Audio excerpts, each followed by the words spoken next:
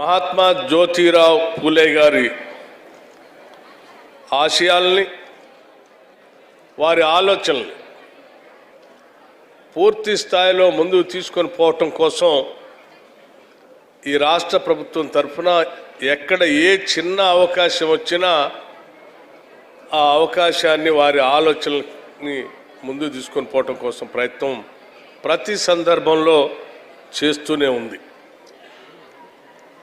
మనందరికీ తెలిసిందే, caste is a reality. ఈ దేశంలో భారతదేశ సమాజ నిర్మాణమే కులాల పునాదులపై నిర్మించబడినటువంటి సమాజం. ఇది వాస్తవం. ఈ సమాజంలో పూజ్యులు శ్రీ మహాత్మా జ్యోతిబా పూలే గారు లాంటి వాళ్ళు కూడా ఇటువంటి వివక్షకి గురి కాకుండా లేరు. వాళ్ళు అటువంటి మహనీయులు కూడా వివక్షకు గురై అనేక ఇబ్బందులు పడినటువంటి సంగతి కూడా మన చరిత్రలో స్పష్టంగా చెప్తా ఉంది.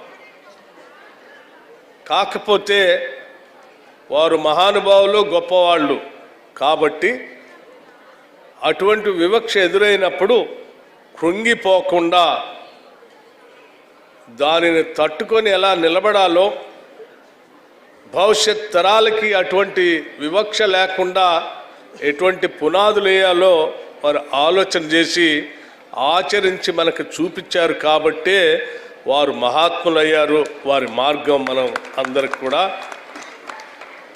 మలుచుకొని ముందుకు పోవాలని ప్రయత్నంగా మారింది. ఆనాడు సరే, నేను ఎక్కడో చదివాను, పూలే గారు తన స్నేహితులైనటువంటి ఒక మిత్రుడి పెళ్లి కార్యక్రమంలో ఆ మిత్రుడు ఆహ్వానం మేరకు అక్కడికి వెళితే ఆ శుభ కార్యక్రమంలో వారు వచ్చినందుకు ఆ కార్యక్రమం అంతా మైలపడిపోయిందని చెప్పి శుద్ధి చేసి అవమానించి పంపిస్తే ఆ అవమాన భారాన్ని తట్టుకోలేక అవమానంలోంచి ఆలోచనలు మొదలుపెట్టి భవిష్యత్తులో ఇటువంటి అవమానాలు లేనటువంటి సమాజ నిర్మాణం చేయాలనేటువంటి లక్ష్యంతో ఆయన ఆనాడు మొదలుపెట్టిన అడుగులు ఇప్పటికి కూడా ఆ శబ్దం మన చెవుల్లో వినిపిస్తూనే, ఆ శబ్దం ద్వారా మనం ఇప్పటికి కూడా ముందుకు అడుగులు వేస్తూనే ఉన్నాం. అటువంటి మహానుభావుడు రెండు రకాలైనటువంటి ఆలోచన చేశాడు సమాజం పట్ల. కేవలం ఈ సమాజంలో ఉన్నటువంటి మిత్రుడు చెప్పాడు, మన శ్రీహరి గారు కానీ హనుమంతరావు గారు కానీ, చరిత్రలో ఈనాటిగా ఆనాటి పురాణాల నుంచి కూడా ఉన్నటువంటి వివక్షకు సంబంధించిన నాటకాన్ని అవకాశం దొరికితే ఇక్కడ శాసనసభ్యుల రూపేణ శ్రీహరి గారు కూడా వేసి చూపించి ఈ మార్పుకి మనం అందరం నాంది పలకాలి అని చెప్పి ఒక మంత్రిగా కూడా ఆ రోజు వారు చేసి మాటలు వినిపించారు. అటువంటి పెద్దలు అందరూ చెప్పేది ఒకటే, ఈ మార్పు కోసం మనందరం ప్రయత్నం చేయాలి. ఆ మార్పు కోసం మనందరం నడుం బిగించాలి. అవకాశం దొరికిన, అంది వచ్చిన ప్రతి సందర్భంలో దానికోసం వినియోగించాలని చెప్తూ వచ్చారు. నిజమే, ఈ ప్రభుత్వం కూడా అవకాశం దొరికిన ప్రతి సందర్భంలో మహానుభావులు వారు చెప్పింది ఒక్కటే, ఇటువంటి అంతరాలు లేనటువంటి సమాజ నిర్మాణం అక్షరం ద్వారా మాత్రమే అది సాధ్యమవుతుంది, జ్ఞానం ద్వారా మాత్రమే. అందుకే ఆయన విద్యకి అత్యంత ప్రాధాన్యతనిచ్చి ఆ విద్యలో కూడా ఆనాడు మహిళలకు ఎటువంటి అవకాశం లేకపోతే మహిళల కోసం ప్రత్యేకంగా పాఠశాలలు నిర్మించి తన శ్రీమతి ద్వారానే ఒక మొదటి ప్రధాన ఉపాధ్యాయులుగా వారిని మార్చి శ్రీమతి సావిత్రి పూలే గారిని ఆ పాఠశాలల నిర్మాణంలో భాగస్వామ్యం చేయటమే కాకుండా పాఠాలు చెప్పించి సమాజ మార్పుకి ప్రధానమైనటువంటి పునాదులు వేశారు. ఈ సమాజంలో ఉన్నటువంటి జెండర్ ఈక్వాలిటీని కూడా, పురుషులు మహిళలు అనేటువంటి ఈ ఇన్ఈక్వాలిటీని పైన కూడా ఆయన పెద్ద యుద్ధం చేశారు.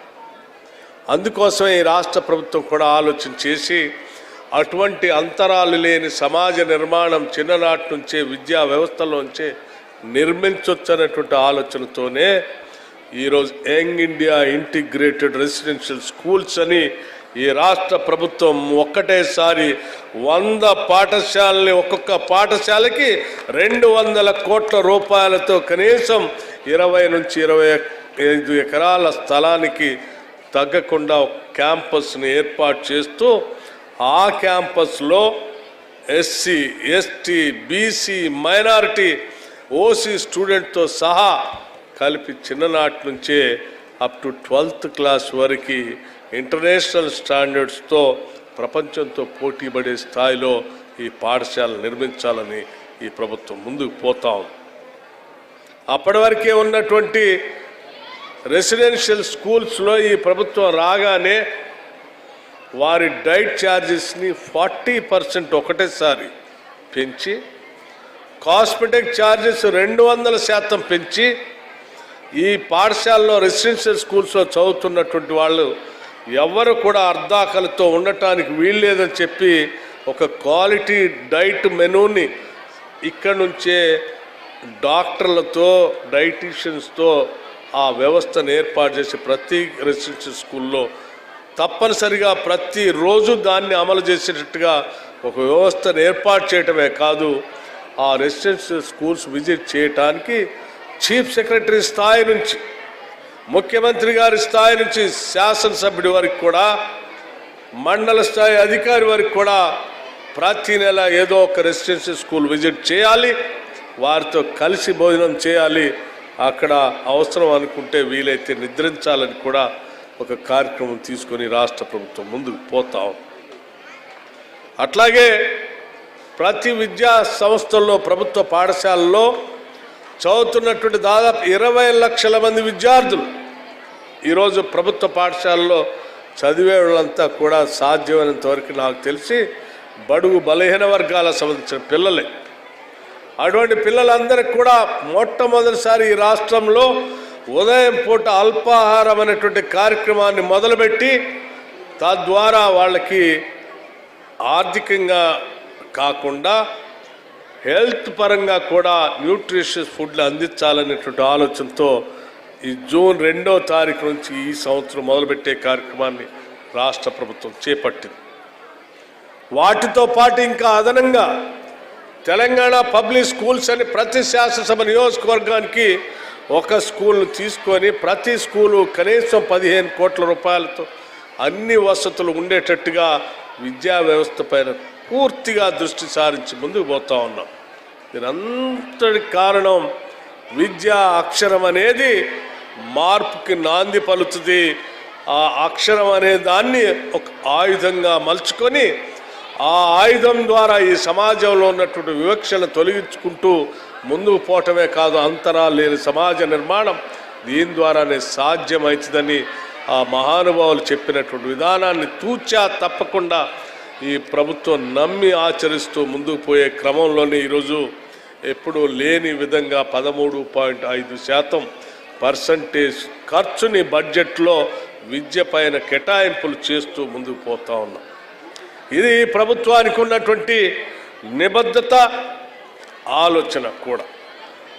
బలహీన వర్గాలకు సంబంధించి ఈరోజు పెద్ద ఎత్తున ఆర్థికంగా వాళ్ళు పడుతున్నటువంటి బాధల గమనం తీసుకొనే అనేక కుల వృత్తులపై ఆధారపడుతున్నటువంటి ఆ సెల్ఫ్ రెస్పెక్ట్తో కూడినటువంటి భవనాల నిర్మాణానికి కూడా ప్రత్యేకంగా ఈ సంవత్సరం నిధులు కేటాయించడమే కాకుండా పూర్తి స్థాయిలో ఆ భవనాల నిర్మాణ కార్యక్రమం కూడా చేపట్టాలని చెప్పి ఈ బడ్జెట్లో నిధులు కూడా కేటాయించాం. అలాగే ఈ కుల వృత్తులు చేపడుతూ జీవనోపాధి సాగిస్తున్నటువంటి వారందరికీ కరెంటు కూడా ఉచితంగా ఇచ్చేటువంటి విధానాన్ని ముందుకు తీసుకొని పోతా ఉన్నాం. అలాగే బలహీన వర్గాలందరూ కూడా ప్రతి సందర్భంలో జనాభాలో మేము ఇంతమంది ఉన్నామని చెప్పుకుంటూ పోవటమే తప్ప సైంటిఫిక్గా మీకు లెక్క లేదు కాబట్టి మీరు ఏ రిజర్వేషన్ ఇద్దామన్నా అది సాధ్యం కాదు. అనేక సందర్భాల్లో న్యాయస్థానాలు చెప్తే ఆ న్యాయస్థానాలు చెప్పిన దాన్ని చూపించి బూచిలాగా రిజర్వేషన్ అనే దాన్ని కొనసాగింపు అవకాశమే లేకుండా చేసిన ప్రక్రియని అర్థం చేసుకొని ప్రియతమ నాయకులు రాహుల్ గాంధీ గారు ఎన్నికల కంటే ముందు ఈ రాష్ట్రంలో తప్పనిసరిగా మేము కాస్ట్ సర్వే చేపిస్తామని వారు మాట చెప్పినట్టుగా ఈ ప్రభుత్వం అధికారంలోకి రాగానే మొట్టమొదటిసారి బహుశా 100 సంవత్సరాల క్రితం ఎప్పుడో బ్రిటిష్ వాళ్ళు చేపించినటువంటి కాస్ట్ సర్వే తర్వాత ఈ స్వతంత్ర భారతదేశంలో ఎప్పుడు ఏ రాష్ట్రంలో కూడా కాస్ట్ సర్వే జరగలేదు. మొట్టమొదటిసారి ఈ రాష్ట్రంలో caste survey socio economic education political సర్వేని చేసి ఈ రాష్ట్రంలో సైంటిఫిక్గా ఈ రాష్ట్రంలో 56% బీసీలు ఉన్నారని సహేతుకమైన లెక్క చెప్పినటువంటి మొట్టమొదటి రాష్ట్రం కూడా తెలంగాణ ప్రభుత్వం. ఆ లెక్కల ద్వారా శాసనసభలో స్థానిక సంస్థల్లో కానీ మిగతా వ్యవస్థల్లో కానీ 42% రిజర్వేషన్ ఇస్తామని చెప్పినట్టుగా చట్టసభల్లో బిల్లు పాస్ చేసి మనం గవర్నర్ గారి ద్వారా గౌరవ రాష్ట్రపతి గారికి పంపించిన విషయం కూడా మీకు తెలిసింది. మనం పంపించి దాన్ని పూర్తి స్థాయిలో అమలు చేసుకోవటం కోసం కేవలం ఇక్కడితో ఆగకుండా ఢిల్లీ దాకా కూడా వెళ్ళి అక్కడ ధర్నా జాజుల శ్రీనివాస్ గౌడ్ గారి ఆధ్వర్యంలో, కృష్ణయ్య గారి ఆధ్వర్యంలో, హనుమంతరావు గారి ఆధ్వర్యంలో, అనేక సంఘాల ఆధ్వర్యంలో అన్ని రాజకీయ పార్టీల్ని అక్కడ పిలిచి పెద్ద ఎత్తున కార్యక్రమం ఏర్పాటు చేస్తే ఈ రాష్ట్ర ప్రభుత్వానికి సంబంధించిన ప్రతినిధిగా రాష్ట్ర ముఖ్యమంత్రిగా రేవంత్ రెడ్డి గారు, ఉప ముఖ్యమంత్రిగా నేను, బలహీన వర్గాలకు సంబంధించిన మంత్రులు పొన్నం ప్రభాకర్ గారు, వాకిడి శ్రీహరి గారు, అట్లాగే శాసన మండలి సభ్యులు మహేష్ కుమార్ గౌడ్ గారు, ఇంకా అనేక మంది ప్రతినిధులు ఆ రోజు ఢిల్లీలో పాల్గొని మేము చట్టం చేశాము, ఈ చట్టాన్ని మా రాష్ట్రంలో అమలు చేసుకోవటానికి మీకేం అభ్యంతరం, దాని మీద ముద్రేసి పంపించండి అంటే ఈనాటి వరకు కూడా కేంద్ర ప్రభుత్వం తిరిగి మనకు పంపించలేదు. ఇప్పటికి కూడా ఎదురు చూస్తూ ఉన్నాం. దానిపైన ఒత్తిడి చేసేటువంటి కార్యక్రమాన్ని పెద్ద ఎత్తున చేస్తూ ఉన్నాం. అది రావాలి పెద్ద ఎత్తున. ఈ రాష్ట్రంలో ఈ ప్రభుత్వం ఆశించినట్టుగా కుల సర్వే ప్రకారం చేయవలసినటువంటి కార్యక్రమాలన్నింటినీ చేయటం కోసం ఈ ప్రభుత్వం నడుం బిగించి ఉందని చెప్పడానికి కూడా ఈ సందర్భంగా మీ అందరికీ మనం చేస్తూ ఉన్నాం. మిత్రులారా, ఇది కేవలం తెలంగాణ రాష్ట్రం ఒక్కటే కాదు, దక్షిణ భారతదేశంలో ఉన్నటువంటి ద్రవిడ రాష్ట్రాలన్నీ కూడా పెద్ద ఎత్తున ఆలోచన చేస్తూ ఉన్నాయి. ఒక సామాజిక మార్పుకి నాంది పలకాలని దక్షిణ భారతదేశంలో అనేక రాష్ట్రాలు, ఎప్పునాడో తమిళనాడులో పెరియార్ రామస్వామి గారి నాయకత్వంలో అనేక సందర్భాల్లో ఉద్యమాలు జరిగి పెద్ద ఎత్తున అక్కడ అనేక పునాదులు వేశారు. ఈనాటికి కూడా అటు కేరళ రాష్ట్రంలో కానీ తమిళనాడులో కానీ పెద్ద ఎత్తున ఈ ఉద్యమాలు జరుగుతూ ఉన్నాయి. ఈ ఉద్యమాలన్నిటి స్ఫూర్తితో ఈ ద్రవిడియన్ రాష్ట్రాలన్నీ కూడా పెద్ద ఎత్తున కేంద్ర ప్రభుత్వం మీద ఒత్తిడి తీసుకొచ్చి ఈ కార్యక్రమాలు అమలు చేసుకోవటం కోసం అవకాశాలు ఇవ్వాల్సిందే అని చెప్పి పట్టుబడుతున్న సంగతి కూడా మీ అందరికీ తెలిసింది. ఈ క్రమంలో భాగంగానే ఇవన్నీ చేయడానికి కావలసిన సామాజిక బలంతో పాటు ఆర్థిక బలం కూడా కావాలి. అటువంటి ఆర్థిక పరిస్థితులు బలోపేతం చేసుకోవడం కోసం ఈ రాష్ట్రాలు ఇక్కడి నుంచి కట్టినటువంటి పన్నులు కేంద్రానికి పంపిస్తే